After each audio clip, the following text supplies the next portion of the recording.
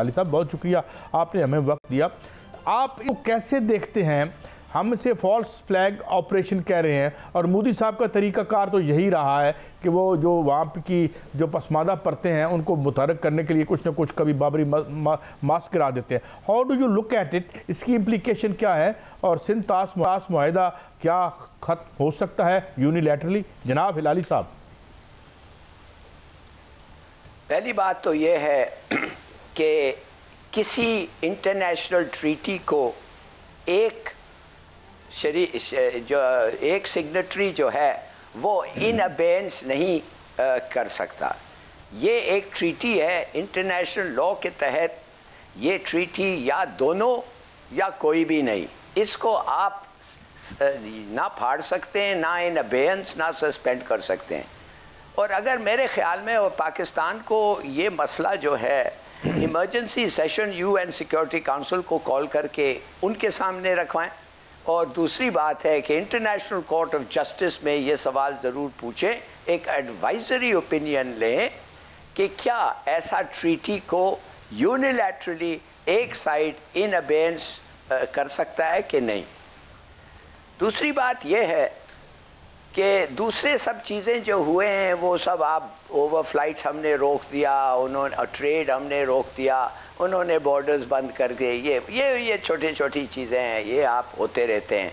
ये मिशंस की स्ट्रेंथ कम कर दी है, डिफेंस अटैचेज को ख़त्म कर दिया, ये कोई बात नहीं है। बात असल ये है कि अगर हिंदुस्तान 1 लीटर भी पानी जो हमारा हक है उसको रोके, इसलिए कि ये ट्रीटी इन अबेंस है, इसलिए कि उनका ख्याल ये है कि हमें ये सज़ा मिलनी चाहिए, तो हमने कह दिया है it is an act of war, it will be an act of war. अब एक्ट ऑफ वॉर हमने कहा है, इसके माने जंग का एक वजह हो सकता है। अब देखिए, बात सीधी सादी ये है कि जब इंडिया और पाकिस्तान जंग की बात करते हैं तो लिहाजा एक ही चीज है जो हमारे पास। लेकिन हलाली साहब, ये तो मुआहिदे में लिखा हुआ है कि अगर कोई खिलाफ वर्जी करेगा तो इसको एक्ट ऑफ वार करार समझा जाएगा, तस्वर किया जाएगा।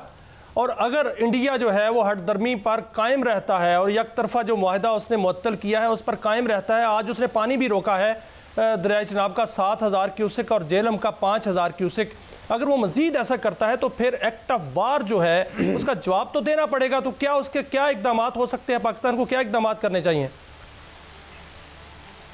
देखिए, अगर उन्होंने रोक दिया है तो हमें और रुकने की ज़रूरत नहीं है। उस हमारे बकौल अकॉर्डिंग टू द ट्रीटी और हमारे हिस्से इस वक्त हम उनके साथ जंग में हैं। और हमारा जंग उनके साथ इसलिए कि मैंने आपको बता दिया है एयरफोर्स नेवी है क्या है। There is only one war, nuclear war, जिसको वो एक ही तरीका है जिसमें हम इंश्योर कर सकते हैं, इसलिए कि उनके जो ऑड्स हैं इतने बड़े हैं जैसे रूस और यूक्रेन है।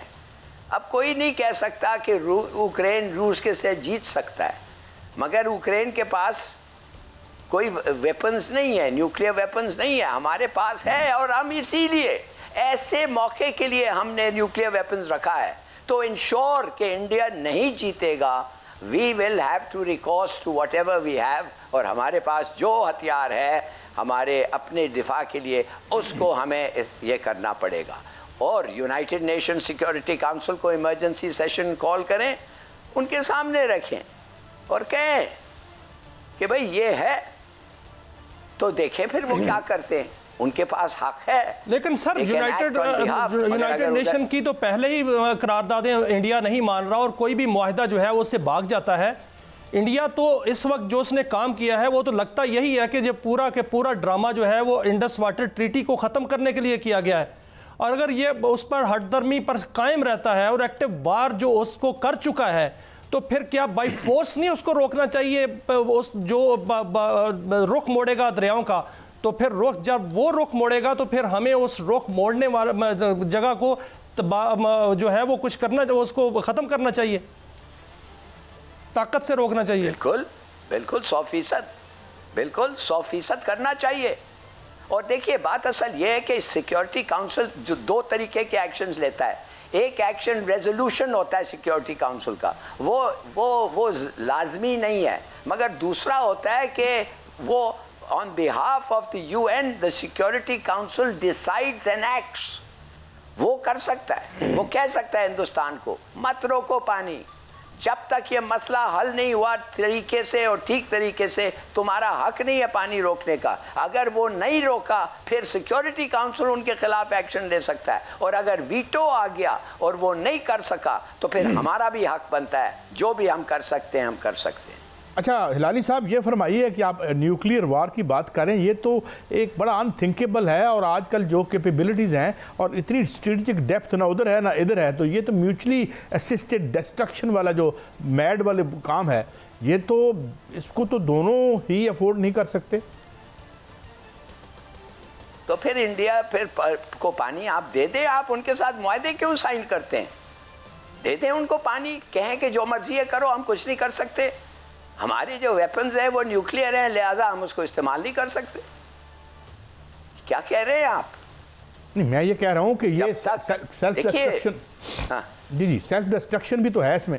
सेल्फ डिस्ट्रक्शन तो नहीं, जब जंग होता है ना जी, लोग मरते हैं, डिस्ट्रक्शन बहुत होती है।